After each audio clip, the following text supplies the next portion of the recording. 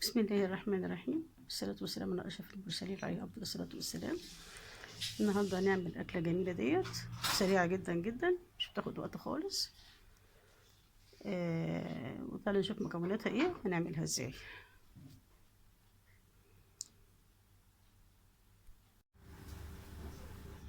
بسم الله الرحمن الرحيم.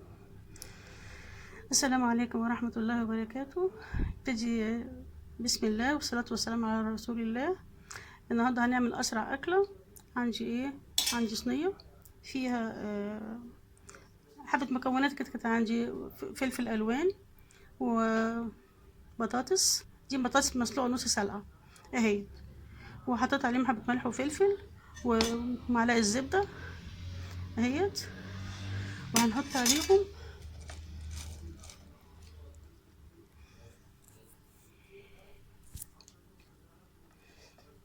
كوباية لبن من غير طماطم، من غير حاجة خالص، خفيفة جدا كده كده وسهلة وسريعة، مش هتاخد مننا حاجة. اهم حاجة ان احنا سالقين البطاطس نص سلقة عشان تاخد وتدي مع الحاجة اللي احنا هنحطها الباقية اهيت زي ما انتوا شايفين. طبعا هنقلب قلبت كله مع بعضه اهوت، احطهم في اللبن اهوت. لو عندك شوربة حطي، يعني اي حاجة تبقى يعني مفيدة وسهلة. وعندي طبعا لحمة مفرومة معصجة اهي، هحط زي اللي انا الكمية اللي انا عايزاها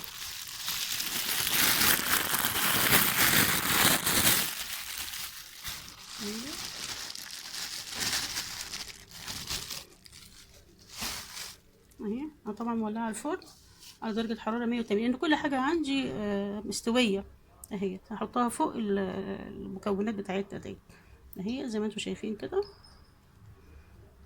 حطي بقى الكمية اللي انت عايزاها من اللحمة المفرومة يعني اهي. ممكن نحط شوية كمان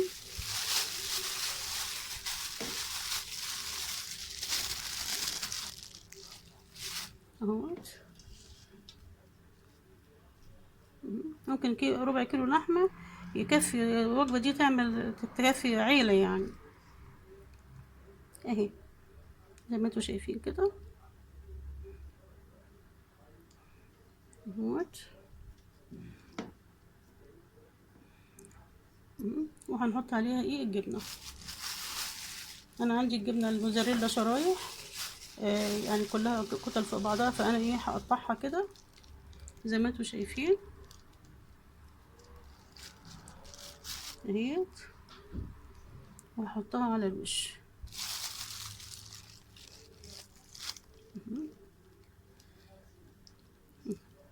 شايفين كده. دي كانت عندي، كنت جايبه اللي هي الكتله اللي على بعضها مش المبشوره يعني اهيت. حطيت في الميكرويف شويه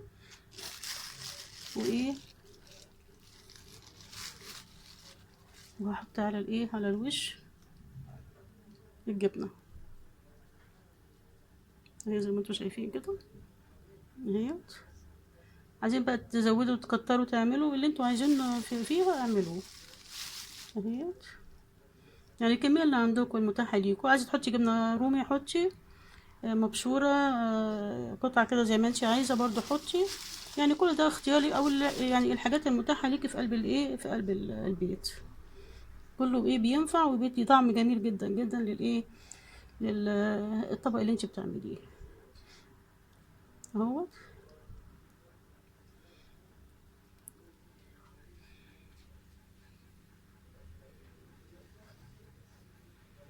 وهحط برضو على الوش معاها كده انا كنت حاطه سمنه من تحت طبعا، احط حبه زبده كده او سمنه زي ما انت عايزه اهيت معاها كده على الوش اهيت. وهدخلها الفرن، طبعا مش هغطيها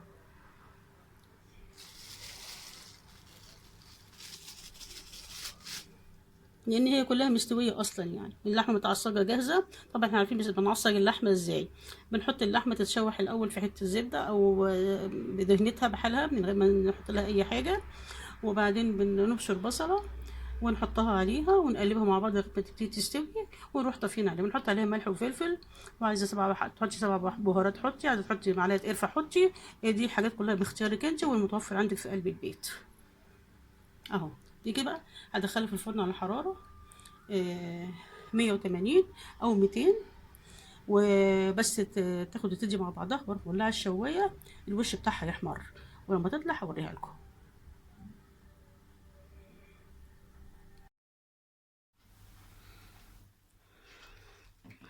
بسم الله الرحمن الرحيم. رجعنا تاني اهوت، وطلعنا الصينيه من الفرن. بطاطس اهيت، ايه شكلها اهوت، وبألف هنا وشفا. واشوفكم في فيديو تاني ان شاء الله. متنسوش اللايكات لو عجبكم الفيديو، وتشاركوني في القناه عشان بكبر بيكم. وكل سنه وانتم طيبين، والسلام عليكم ورحمه الله وبركاته.